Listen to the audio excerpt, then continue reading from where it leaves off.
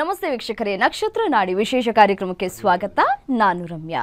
ವೀಕ್ಷಕರೇ ನೋಡಿ, ಜ್ಯೋತಿಷ್ಯವನ್ನ ಕಲಿಬೇಕು ಅಂತ ಹೇಳಿ ಎಷ್ಟೋ ಜನ ಪ್ರಯತ್ನವನ್ನ ಪಡ್ತಾ ಇರ್ತಾರೆ. ಬಟ್ ಆದರೆ ಎಷ್ಟೋ ಜನ ದುಡ್ಡು ಕಟ್ಟಿ ಮೋಸ ಹೋಗಿರ್ತಾರೆ. ಬಟ್ ಆದರೆ ನೀವು ಒಮ್ಮೆ ನಕ್ಷತ್ರ ನಾಡಿಗೆ ರಿಜಿಸ್ಟರ್ ಮಾಡ್ಕೊಳ್ಳಿ. ಅವರ ಕಾಸ್ಟ್ ಕೂಡ ಅಷ್ಟೊಂದಪ್ಪ ದುಬಾರಿಯಪ್ಪ ಅಂತ ಏನೂ ಅನಿಸೋದಿಲ್ಲ. ಕೇವಲ 7,000 ರೂಪಾಯಿಗೆ ನಿಮಗೆ ಜ್ಯೋತಿಷ್ಯವನ್ನ ಕಲಿಸುವಂತಹ ಕೆಲಸವನ್ನ ಮಾಡ್ತಾ ಇದ್ದಾರೆ. ನಾನು ಇತ್ತೀಚಿನ ದಿನಗಳಲ್ಲಿ ಗಮನಿಸ್ತಾ ಬಂದಿದ್ದೀನಿ, ಮಾತನಾಡ್ತಾರೆ. ಈಗಾಗಲೇ ಈ ಜ್ಯೋತಿಷ್ಯವನ್ನ ಕಲಿತವರು ಮಾತನಾಡಿರುವಂತಹ ವಿಡಿಯೋಗಳನ್ನ ನೋಡ್ತಾ ಇದ್ರೆ ಅವರ ಕ್ಲಾಸ್ ಎಷ್ಟು ಇಂಟ್ರೆಸ್ಟ್ ಆಗಿರುತ್ತೆ. ಮತ್ತೆ ತುಂಬಾನೇ ಸೀರಿಯಸ್ಸು ಅಥವಾ ತುಂಬಾನೇ ಕಾಮಿಡಿ ಅಥವಾ ತುಂಬಾನೇ ನಾವು ಇದು ಹೀಗೆ ಕಲಿಬೇಕು ಅಂತ ಏನಿರೋದಿಲ್ಲ. ಜ್ಯೋತಿಷ್ಯವನ್ನ ಯಾವ ರೀತಿಯಾಗಿ ಕಲಿತ್ರೆ ನಮಗೆ ಬೇಗ ತಲೆಗೆ ಹೋಗುತ್ತೆ.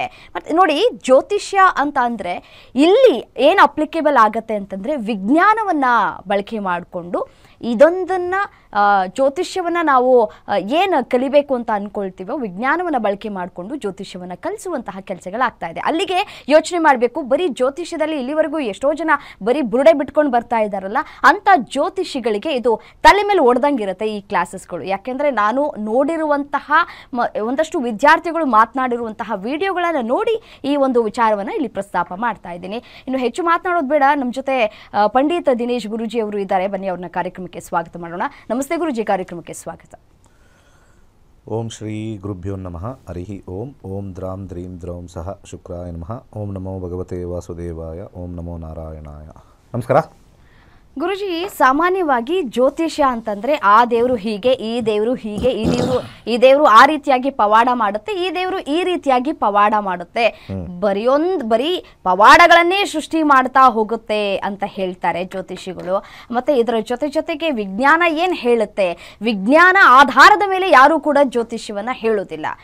ಒಂದು ಅಂದಾಜಿನ ಮೇಲೆ ಜ್ಯೋತಿಷ್ಯ ಹೇಳುವಂತಹ ಕೆಲಸಗಳು ಇತ್ತೀಚಿನ ವರ್ಷಗಳ ಆಗ್ತಾನೆ ಇದೆ. ಅದನ್ನೇ ಬಂಡವಾಳ ಮಾಡ್ಕೊಳ್ತಾ ಇದ್ದಾರೆ. ಬಟ್ ಆದ್ರೆ ನಾನು ನಿಮ್ಮ ವಿದ್ಯಾರ್ಥಿಗಳು ಹೇಳಿದಂತಹ ಮಾತುಗಳನ್ನು ಕೇಳಿದಂತಹ ಸಂದರ್ಭದಲ್ಲಿ ನನಗನ್ಸಿದ್ದು ಇಲ್ಲಿ ಬಹಳ ವಿಜ್ಞಾನ ಮತ್ತೆ ಟೆಕ್ನಾಲಜಿಯನ್ನ ಬಳಕೆ ಮಾಡಿಕೊಂಡು ಯಾವ ರೀತಿಯಾಗಿ ಜ್ಯೋತಿಷ್ಯವನ್ನ ಹೇಳ್ತಾ ಇದ್ದೀವಿ ಅನ್ನೋದ್ರ ಬಗ್ಗೆ ಕ್ಲಾಸಸ್ಗಳನ್ನು ನಡೆಸ್ತಾ ಇದ್ದೀರಿ. ಇದ್ರ ಬಗ್ಗೆ ಸ್ವಲ್ಪ ಬ್ರೀಫ್ ಆಗಿ ಹೇಳೋದಾ? ಒಂದು ಭಾಳ ಪ್ರಮುಖವಾಗಿ ನಾವು ತಿಳ್ಕೋಬೇಕು ಅಂತಂದರೆ, ಅನ್ನನ ನಾವು ತಿನ್ಬೇಕಾದ್ರೆ ಒತ್ಕೊಳ್ತೀವಿ, ಕಣ್ಣಿಗೆ ಒತ್ಕೊಂಡು ತಿಂತೀವಿ. ಸಾಮಾನ್ಯವಾಗಿ ಎಲ್ಲರೂ ಮಾಡ್ತಾರೆ. ಯಾಕಪ್ಪ ಅಂತಂದರೆ ಅದು ಅನ್ನ ಆಹಾರ ನಮ್ಮ ಹೊಟ್ಟೆಗೆ ಹೋಗೋದಾದಮೇಲೆ ನಮಗೆ ಶಕ್ತಿ ಕೊಡುತ್ತೆ ಅಲ್ವಾ? ಅದು ಸೈನ್ಸ್.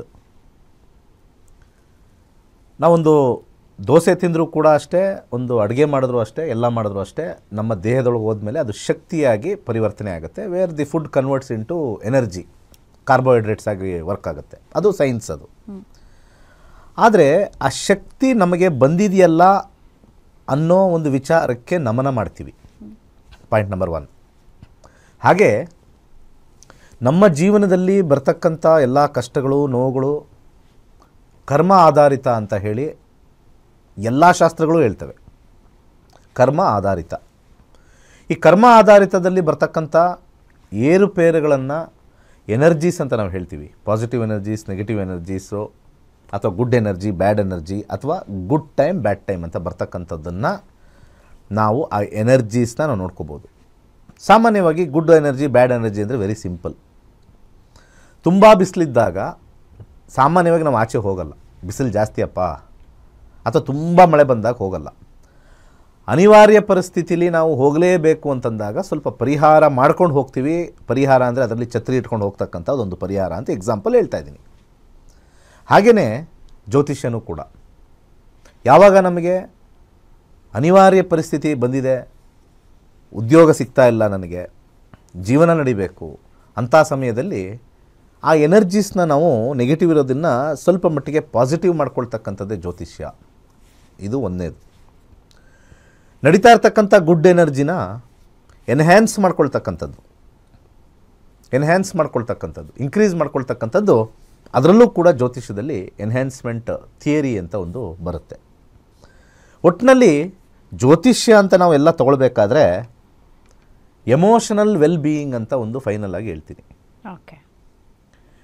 ಜ್ಯೋತಿಷ್ಯದಿಂದ ನಿಮಗೆ ಆಟೋಮೆಟಿಕ್ಕಾಗಿ ನಿಮಗೆ ದುಡ್ಡು ಉದುರುತ್ತೆ, ಆಟೋಮೆಟಿಕ್ಕಾಗಿ ಮದುವೆ ಆಗಿಬಿಡುತ್ತೆ. ಆಟೋಮೇಷನ್ ಇಲ್ಲ ಇಲ್ಲಿ. Astrology is never automation. ತುಂಬ ಜನ ತಪ್ಪು ತಿಳ್ಕೊಂಡಿದ್ದಾರೆ. ಓ ಜ್ಯೋತಿಷ್ಯದಲ್ಲಿ ನಮಗೆ ಯೋಗ ಇದ್ದಿದ ತಕ್ಷಣ ದುಡ್ಡು ಬಂದ್ಬಿಡುತ್ತೆ. No, for that you have to work. ಜ್ಯೋತಿಷ್ಯ ನಿಮಗೆ ಅವಕಾಶಗಳನ್ನು ತೋರಿಸುತ್ತೆ, ಮಾಡಿಸಲ್ಲ. ಇದನ್ನು ಭಾಳ ಇಂಪಾರ್ಟೆಂಟಾಗಿ ಎಲ್ಲ ಅರ್ಥ ಮಾಡ್ಕೋಬೇಕು. ಆಪರ್ಚುನಿಟೀಸ್ ತೋರಿಸುತ್ತೆ. ಜ್ಯೋತಿಷ್ಯದಲ್ಲಿ ಆಪರ್ಚುನಿಟೀಸ್ ತೋರಿಸುತ್ತೆ. ತುಂಬ ಜನ ತಪ್ಪು ತಿಳ್ಕೊಂಡಿದ್ದಾರೆ.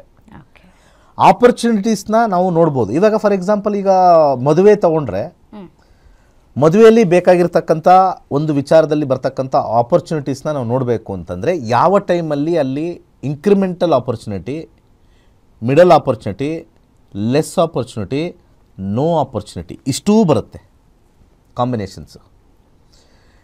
ಅನ್ಲಿಮಿಟೆಡ್ ಆಪರ್ಚುನಿಟಿ ಬಂದಾಗ ನಾವು ಮನಸ್ಸಿಗೆ ಇದು ಒಳ್ಳೆ ಟೈಮಾ ಮಾಡ್ಕೋಬೇಕಾ ಅನ್ನೋದನ್ನು ಒಂದು ನಿರ್ಧಾರ ಬರೋಕ್ಕೆ ಜ್ಯೋತಿಷ್ಯ is A indicator and A opportunity window.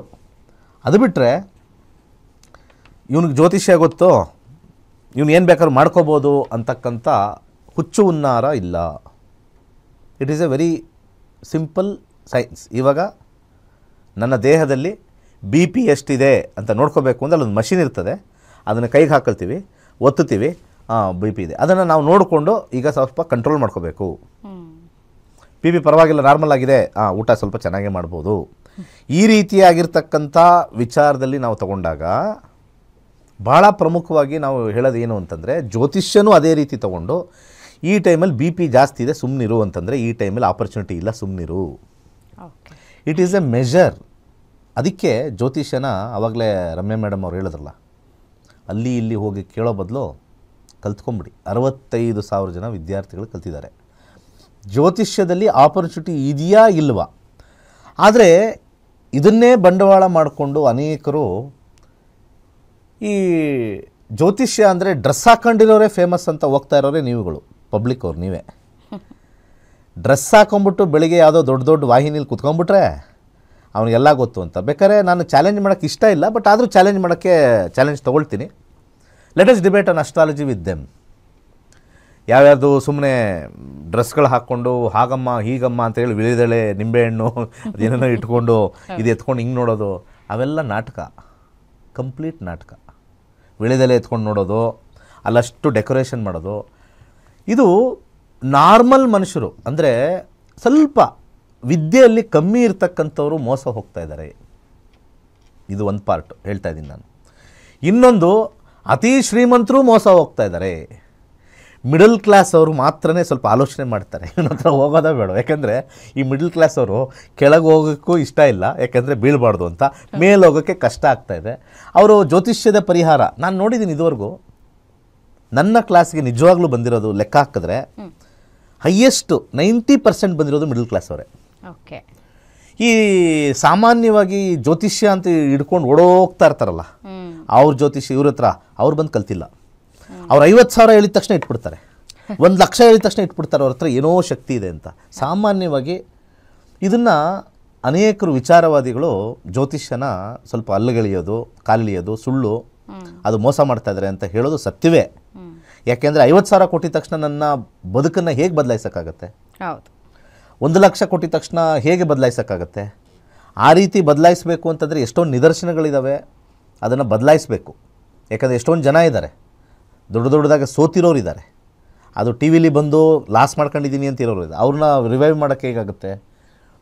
Public ಅವರು ಚೇಂಜ್ ಆದರೆ ಜ್ಯೋತಿಷ್ಯ ಚೇಂಜ್ ಆಗುತ್ತೆ. ಈ ಡೋಂಗಿ ಜ್ಯೋತಿಷ್ಯರ ಹಿಂದೆ ಹೋಗಿ ನಮ್ಮಂಥ ಜ್ಯೋತಿಷ್ಯದಲ್ಲಿ ಒಂದು ವಿದ್ಯಾಭ್ಯಾಸವಾಗಿ ನೀಡ್ತಕ್ಕಂಥದ್ದನ್ನು ಕೂಡ ಪಬ್ಲಿಕ್ ಅವರು ಹಾಳು ಮಾಡ್ಕೊಳ್ತಾ ಇದ್ದೀರಾ, ಪಕ್ಕಾ ಹಾಳು ಮಾಡ್ಕೊಳ್ತಾ ಇದ್ದೀರಾ. ಜ್ಯೋತಿಷ್ಯ ಅಂದರೆ ಯಾವನಾರಾದ್ರೂ ಹೋದರೆ ಅವನು ಟೈಮ್ ಹೇಳಬೇಕೇ ಹೊರತು ನಿಮಗೆ ಪರಿಹಾರ ಮಾಡಿಕೊಡ್ತೀನಿ ತಗೊಳ್ಳಿ ಇದು ಮಾಡಿ ಅಂತಂದರೆ ಮುಟ್ಟಾಳ ಅವನಲ್ಲ, ಪಬ್ಲಿಕ್ಗೆ ಮುಟ್ಟಾಳರಾಗ್ತಾ ಇದ್ದೀರಾ. ಇದು ಪಕ್ಕ.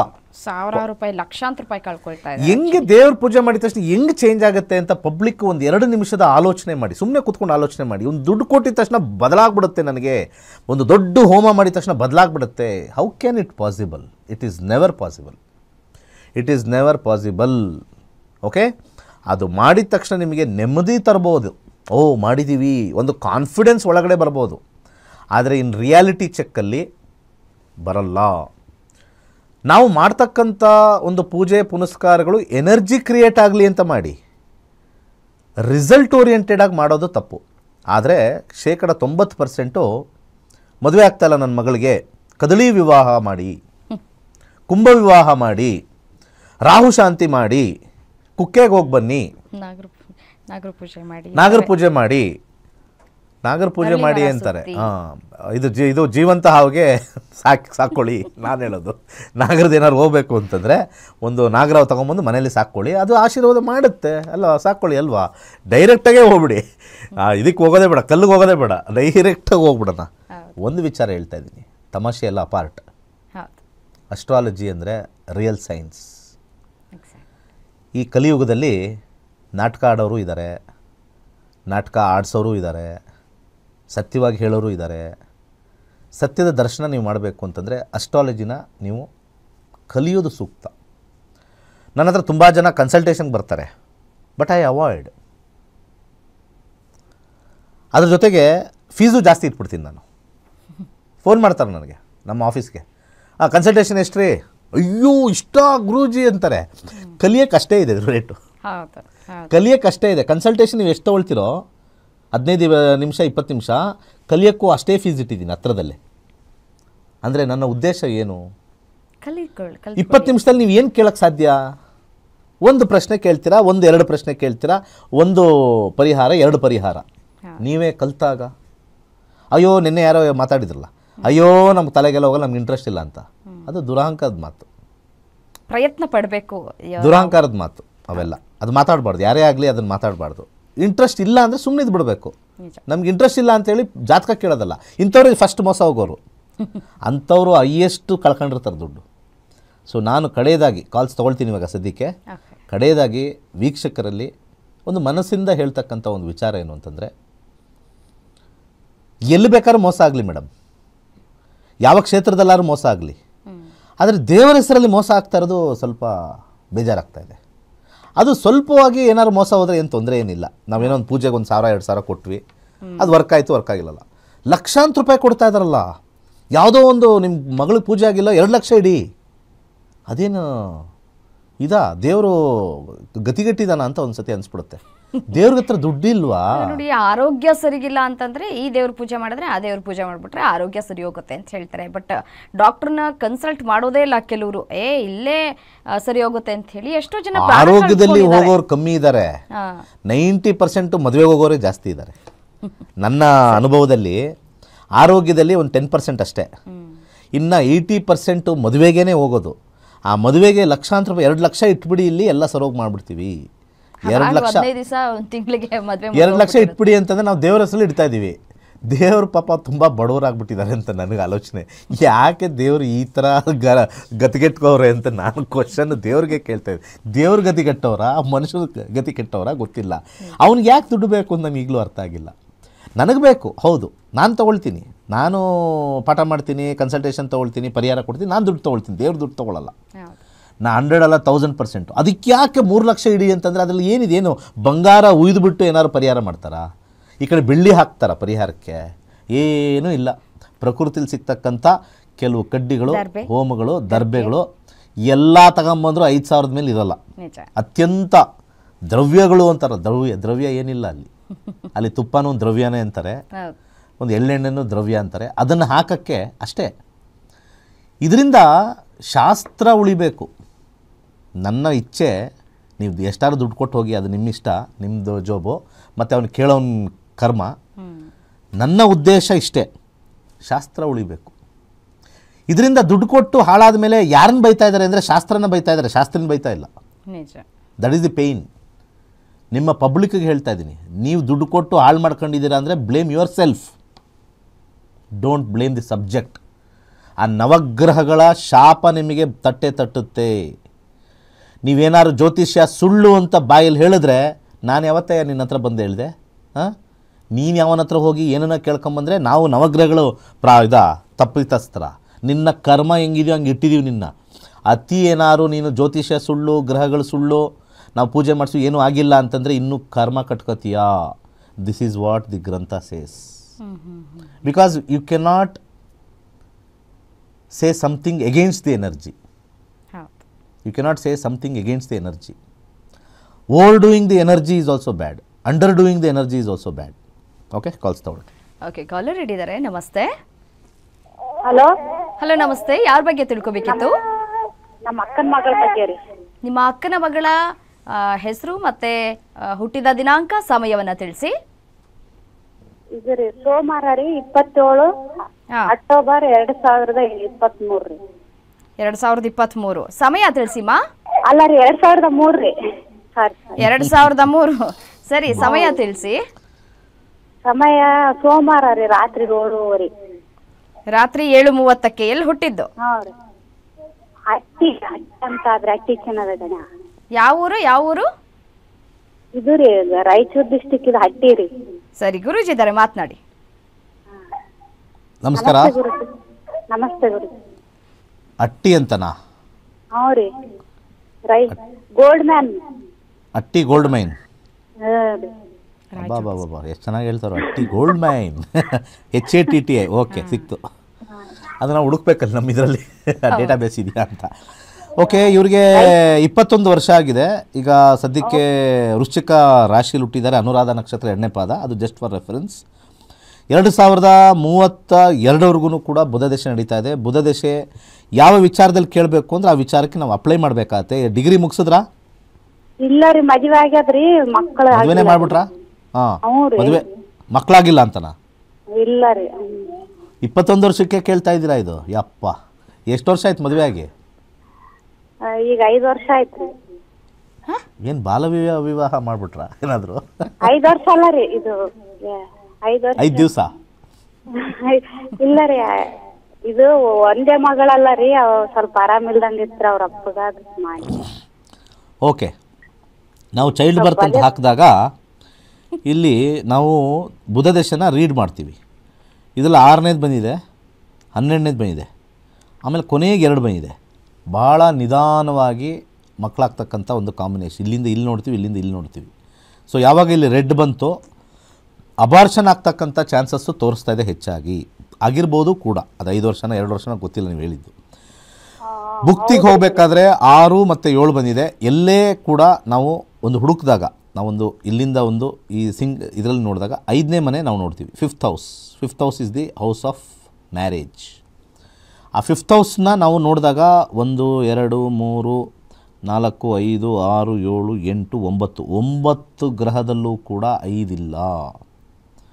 ನಕ್ಷತ್ರ lord is the fruit and sub lord is the taste. 5 ಇಲ್ಲ. ಮಕ್ಕಳಾಗೋದು ಸ್ವಲ್ಪ ಡೌಟ್ಫುಲ್ಲೇ. ಆದರೆ 2ನೇ ಮನೆ ಬಂದಾಗ ಮಕ್ಕಳ ಯೋಗ ಬರುತ್ತೆ. ಅದು ಭುಕ್ತಿ ಅಂತರ್ಭುಕ್ತಿಲಿ ಬರಬೇಕು.